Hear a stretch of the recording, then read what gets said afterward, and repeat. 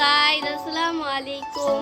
আজকে আমাদের বাসায় ইফতার পার্টি, এজন্য চলে আসলাম তোমাদের মাঝে শেয়ার করতে যে ইফতার পার্টিতে আমরা কি কি করি।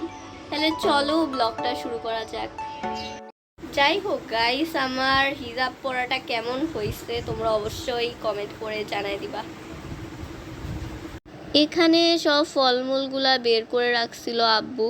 তারপরে আম্মু আর আন্টি মিলে বিরিয়ানি রান্না করা শুরু করলো। বিরিয়ানিটা রান্না করা খুবই কষ্টের একটা কাজ। থ্যাংক ইউ আন্টি আর আম্মু কষ্ট করে বিরিয়ানি বানানোর জন্য।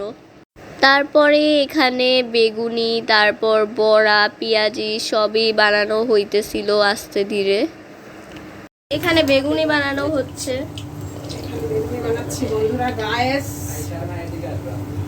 এখানে আমার মাহি আন্টি আর লিপি আন্টি মিলে তরমুজ কাটতেছিল।